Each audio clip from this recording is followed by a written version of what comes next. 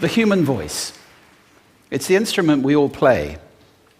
It's the most powerful sound in the world, probably. It's the only one that can start a war or say, I love you. And yet many people have the experience that when they speak, people don't listen to them. Why is that? How can we speak powerfully to make change in the world?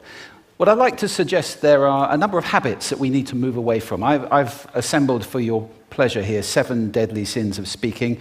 I'm not pretending this is an exhaustive list, but these 7, I think, are pretty large. Habits that we can all fall into. First, gossip. Speaking ill of somebody who's not present. Not a nice habit, and we know perfectly well the person gossiping 5 minutes later will be gossiping about us. Second, judging. We know people who are like this in conversation, and it's very hard to listen to somebody if you know that you're being judged and found wanting at the same time. Third, negativity. You can fall into this. My mother, in the last years of her life, became very, very negative, and it's hard to listen. I remember one day I said to her, it's October the 1st today, and she said, I know, isn't it dreadful? It's hard to listen when somebody's that negative. And another form of negativity, complaining. Well, this is the national art of the UK. It's our national sport. We complain about the weather, about sport, about politics, about everything. But actually, complaining is viral misery. It's not spreading sunshine and lightness in the world. Excuses. We've all met this guy. Maybe we've all been this guy. Some people have a blame thrower. They just pass it on to everybody else and don't take responsibility for their actions. And again, hard to listen to somebody who's being like that.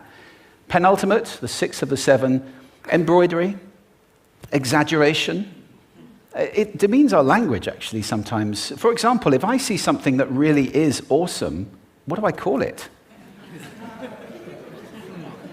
And then, of course, this exaggeration becomes lying, out and out lying, and we don't want to listen to people we know are lying to us. And finally, dogmatism. The confusion of facts with opinions. When those two things get conflated, you're listening into the wind. You know, somebody is bombarding you with their opinions as if they were true. It's difficult to listen to that.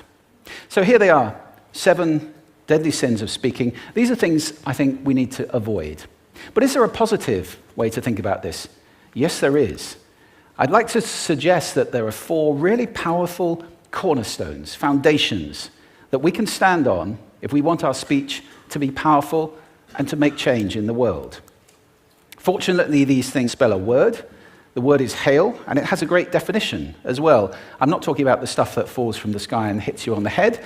I'm talking about this definition, to greet or acclaim enthusiastically, which is, I think, how our words will be received if we stand on these 4 things. So what do they stand for? See if you can guess. The H, honesty, of course. Being true in what you say, being straight and clear. The A is authenticity, just being yourself. A friend of mine described it as standing in your own truth, which I think is a lovely way to put it. The I is integrity, being your word, actually doing what you say, and being somebody people can trust. And the L is love. I don't mean romantic love, but I do mean wishing people well.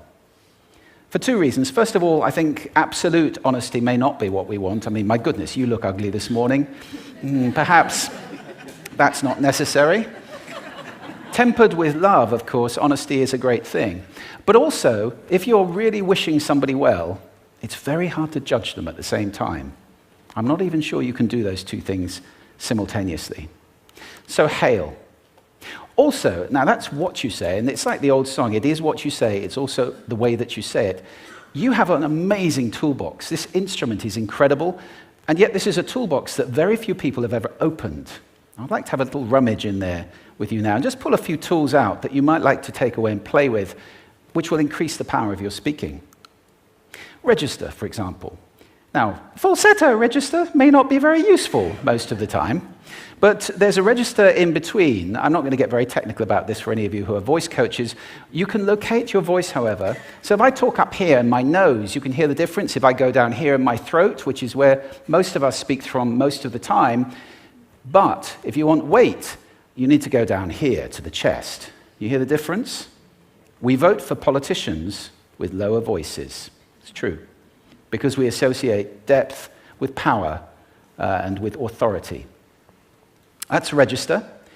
And we have timbre. It's the way your voice feels. Again, the research shows that we prefer voices which are rich, smooth, warm, like hot chocolate. Well, if that's not you, that's not the end of the world, because you can train. Go get a voice coach. And there are amazing things you can do with breathing, with posture, and with exercises to improve the timbre of your voice. Then prosody. I love prosody. This is the sing-song, the meta-language that we use in order to impart meaning. It's route one for meaning in conversation. People who speak all on one note are really quite hard to listen to if they don't have any prosody at all. That's where the word monotonic comes from, or monotonous, monotone. Also, we have repetitive prosody now coming in, where every sentence ends as if it were a question, when it's actually not a question, it's a statement. And if you repeat that one over and over, it's actually restricting your ability to communicate through prosody, which I think is a shame. So let's try and break that habit. Pace. I can get very, very excited by saying something really, really quickly, or I can slow right down to emphasize. And at the end of that, of course, is our old friend, silence. There's nothing wrong with a bit of silence in a talk, is there? We don't have to fill it with ums and ahs. Can be very powerful. Of course, pitch often goes along with pace to indicate arousal, but you can do it just with pitch. Where did you leave my keys? Where did you leave my keys? It's a slightly different meaning in those two deliveries. And finally, volume. I can get really excited by using volume, sorry about that if I startled anybody, or I can have you really pay attention by getting very quiet. Some people broadcast the whole time. Try not to do that. That's called sodcasting. Imposing your sound on people around you carelessly and inconsiderately. Not nice. Of course, where this all comes into play most of all is when you've got something really important to do. It might be standing on a stage like this and giving a talk to people. It might be proposing marriage, asking for a raise, a wedding speech, whatever it is. If it's really important, you owe it to yourself to look at this toolbox and the engine that it's going to work on. And no engine works well without being warmed up. Warm up your voice. Actually, let me show you how to do that. Would you all like to stand up for a moment? I'm going to show you the 6 vocal warm-up exercises that I do before every talk I ever do. Anytime you're going to talk to anybody important, do these. First, arms up. Deep breath in and sigh out. Like that. One more time. Very good. Now we're going to warm up our lips, and we're going to go bop, bop, bop, bop, bop, bop, bop, bop. Very good. And now,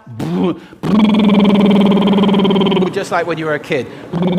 Now your lips should be coming alive. We're going to do the tongue next with exaggerated la, la, la, la, la, la, la, la, la. Beautiful. You're getting really good at this. And then roll an R.